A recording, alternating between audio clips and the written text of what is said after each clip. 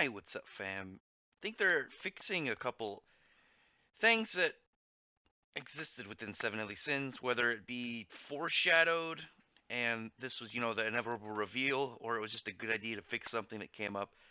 The identity of the the two Demon Prince instructors, Chandler and Cusack, was kind of put together in this chapter, which I thought was pretty good. Like I said, Um, I don't know if it was entirely foreshadowed. Tell me if you saw some stuff back about this kind of being laid out, or if this was just kind of was a fan theory that ended up being true. I think I've seen a couple people talk about it, but I never saw anything that really pointed to it, other than a potential thing within that. Because there was an issue when they kind of showed up. I was like, where do these guys even come from? We already have the Ten Commandments. Why are there two like people absurdly above them, just that were never mentioned until this point? And then we find out kind of stuff about them, that they were the original demon, because we know that at one point the Demon King split part of his power into this other demon. That way he could I think it was I think it was to balance himself. I don't fully remember that point, the exact reasons, but I knew of the character, and I always assumed that he was going to be that last step before the Demon Kings. I always thought it made sense. Though I don't even think we're getting the Demon King at this point. I think it's going to be more towards Meliodas. I think we're going to get good Meliodas versus bad Meliodas. It just seems to be where we're going with what's been going on recently.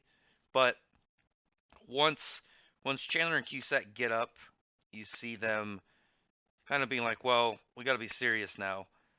And they have all their memories back from Gauther's spell that made them think Male was Esteros and that whole thing. Which there is a part somebody pointed out to me earlier today, that when they asked Zeldris about, like, why aren't you being bothered by, he's like, oh, I never considered Escanor my brother. But then you remember when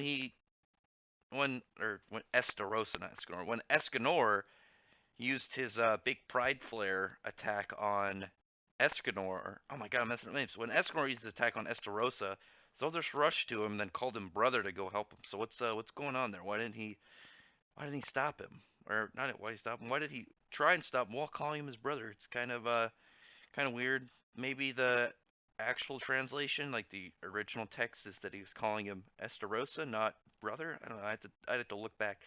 But that putting their weapons together and fusing into this weird, I want to say centaur, but with the lion's lower half, and then the lion tails. I mean, have like slug butts. A little weird.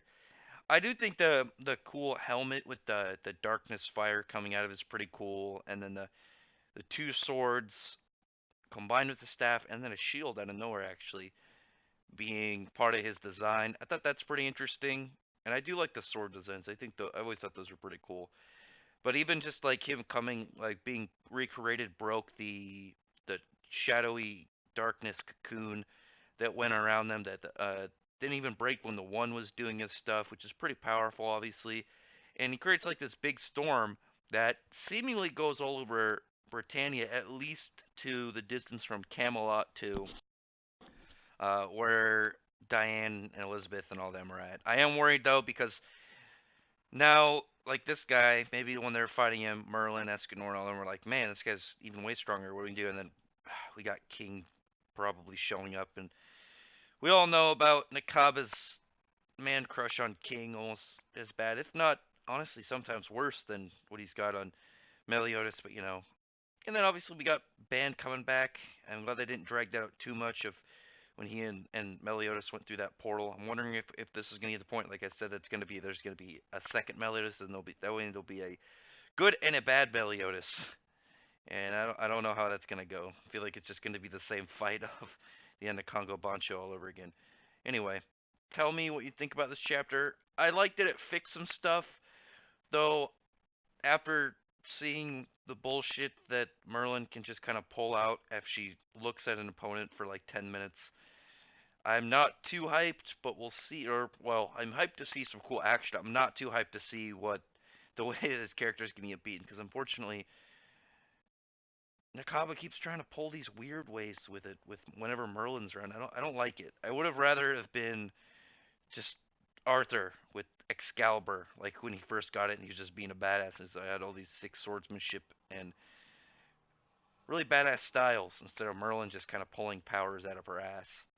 But at least with King, it was upgraded versions of all the other ones instead of just like, hey, these spells that I've never showed before. Let me just combine. Let me drop all of them and combine them and beat these two super powerful villains that should be so far in my league that I can't do anything. Yeah, remember when Gallon was such a threat to me, and then these guys are like fucking each have like, even though power levels like don't use power levels by numbers, even though they were what almost 10 times him, like 15 times, and yet she's like, yeah, these guys are nothing, and yet for some reason Gallon was so threatening to her. Anyway, yeah, tell me what you think in the comments below.